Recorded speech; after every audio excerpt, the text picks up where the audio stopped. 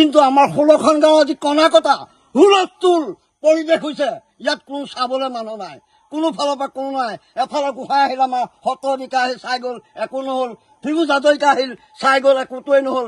ব্ৰহ্মপুত্ৰ বৌদ আহিল, কিছুমান লাখ লাখ কোটি কোটি টকা ইয়াত লয় কৰিলে, একোটোৱেই নহ'ল। এতিয়া সেই পাংকু পাংখিনি দিয়েই আমাৰ ৰাইজক খেদিবলৈ ব্ৰহ্মপুত্ৰ বৌদে এইটো কাম কৰিলে। অন্য একো কাম কৰা নাই। এই পাংকু পাংডাল নিদিয়া হ'লে কেতিয়াও ইয়াত নৈ নকৰাই। আমি একেলগে চব নৈতে জাহ দিম বুলি ভাবিছোঁ। চব ৰাইজ গোট খাই একেলগে জাপ মাৰি দিম বুলি ভাবিছোঁ। কি কৰিম? ক'লৈ যাম এতিয়া আমি? ক'ত মৰিমগৈ? কণাকটা কেনি খাম, কি খাম? নৈ খোৱা ভকত চাপৰি মাটি চৰ অঞ্চল একোটোৱেই নাই ইয়াত।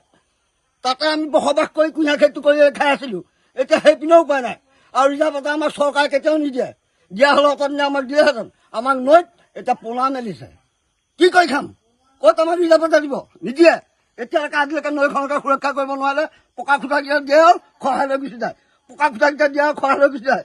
ব্ৰহ্মপুত্ৰ বৌদৰ ধনী হ'ল আৰু অন্য একো কাম নহ'ল ইয়াত। তেখেত যদি আহি পেলাই এইবোৰ চাই আমাৰ সুৰক্ষা হ'ব। তেখেত আহক, আমাক চাই দিয়ক কি বিলায়। সকলো ৰাইজকে চাই দিয়ক একেলগে। আমি হয়তো একেলগে যাম। মুখ্যমন্ত্ৰীয়ে চাই দিয়ক, আমি যাম বুলি ভাবিছোঁ আৰু উপায় নাই, আমি যাম আৰু। আমাৰ বিজেপি চৰকাৰ হৈছে, ঘৰ আছিলে, ঘৰ নৈ উটি গৈছে। তেখেতে দিয়া ঘৰ কত লাখ টকা গৈছে।